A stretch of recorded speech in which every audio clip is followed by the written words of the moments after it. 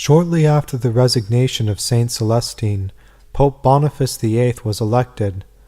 Though Saint Celestine wanted to retire and resume his former mode of life, according to the disciples of Saint Celestine, Pope Boniface had other designs in his regard, and said that he did not wish him to return to his cell, but that he should accompany him to Campania. They even insinuate that Boniface began to bully the saint. The fact merely was that no one better than the new pope understood how simple Peter was, and how liable he was to be influenced by those in whom he trusted. He naturally feared that designing men, who hoped everything from Peter de Morone, might succeed in persuading him that he could not resign the papacy, and so that, especially in view of his popularity with the multitude, a dangerous schism might be brought about. He was aware that many had disapproved of Celestine's renunciation, and so he judged it better to keep him under his eye.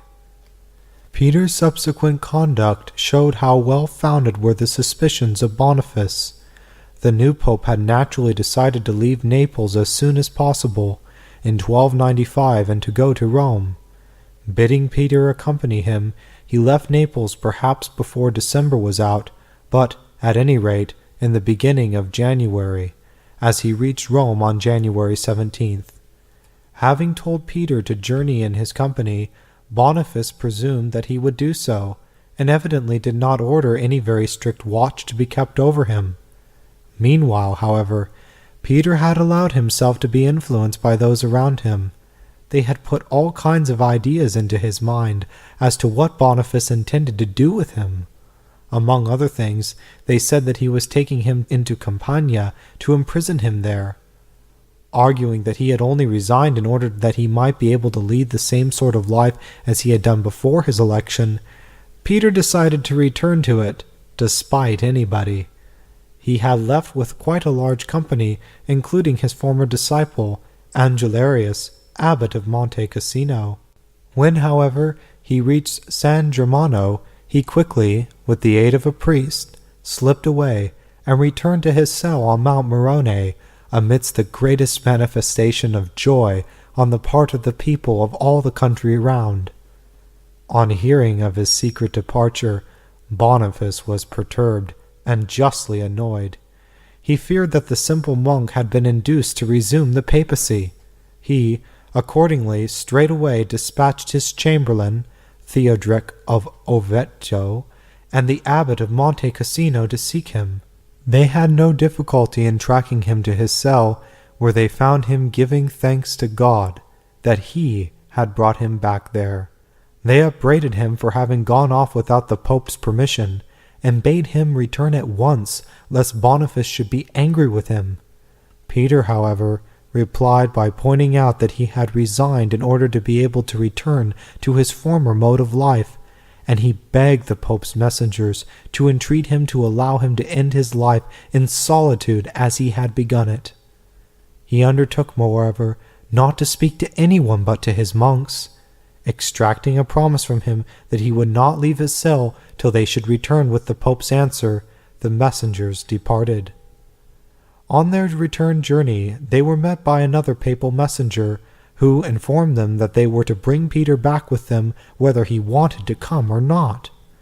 Before the chamberlain could retrace his steps, word of his errand had reached the hermit, so that when the messenger reached the cell, Peter was not to be found. It was to no purpose that the chamberlain scoured the country, uttered threats, and offered rewards. Peter's hiding place was not to be discovered. However, the irate official seized the two monks whom he found in the hermit's cell, but as one was too ill to travel, he carried off the other, presumed to be privy to Peter's flight. The unfortunate monk was imprisoned in the rocky islet of Martena, one of the two little islands of the lake Bolsena. Here he died in a few days. Meanwhile, Saint Celestine was making his way to a certain wood in Apula, in which there were a number of good servants of God, and which was about 4 days' journey from his cell. Though clad in a most vile cloak, he was, we are told, everywhere recognized as he walked along, even by people who had never seen him before. In the wood he remained concealed till Palm Sunday, March 27th. But when on that day a Benedictine abbot, searching for him, passed through the wood, Peter resolved to fly across the sea to Greece.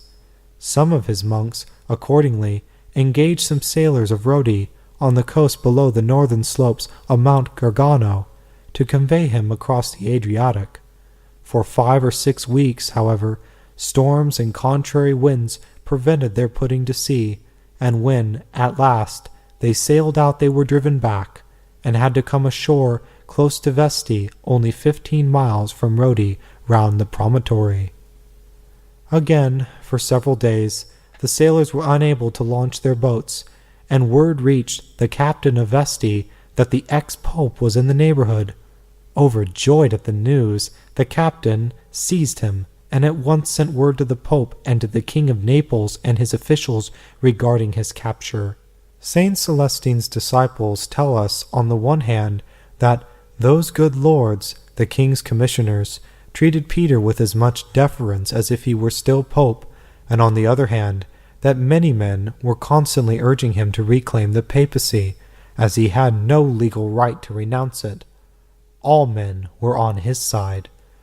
But, adds the biographer, I myself heard him reply, "Far be it from me to cause dissension in the Church. I did not give up the papacy to take it back again, and I am still of the same mind, come what may." So great were the number of the saint's admirers who came to salute him on his journey, that at length his escort had to insist on traveling by night. By night also he was brought secretly into where the Pope was residing, and lodged close to him. The next day he was brought before Boniface, and it was decided by the Pope that Saint Celestine should be kept in safe confinement. He was, therefore, after being retained 2 months, while such a place was being prepared, conveyed by night to the castle on Monte Fimone, some 8 miles above Ferentino. The little town of Fimone, standing on a round, stony, isolated hill, and commanding the whole district, forms, like the Italian hill towns generally, as it were a large fortress, with its castello as a sort of citadel in its center. It was in a very small room in this castle that the ex-pope was confined, August of 1295. When he saw it, he gave thanks to God, exclaiming, "I have longed for a cell, and a cell I have got." At his request, 2 of his brethren, with whom he could recite the divine office, were allowed to remain with him. At first, they had to be changed frequently, as they could not endure the close confinement, but at length 2 stronger ones were found who remained with him till his death, which took place some 10 months after his arrival. Though it is true that in Brother Peter's cell there was barely room to turn, we are assured that he never made any complaint about it, and it may certainly be said, to say the least of it, it was no worse than his cell on Mount Morone. Hence it is that though Peter's cell was so narrow, and that no one was allowed to converse with him or his 2 companions, still contemporary historians, as a body, assert that he was treated with consideration. Death came in 10 months, and Brother Peter bore his confinement without any inconvenience.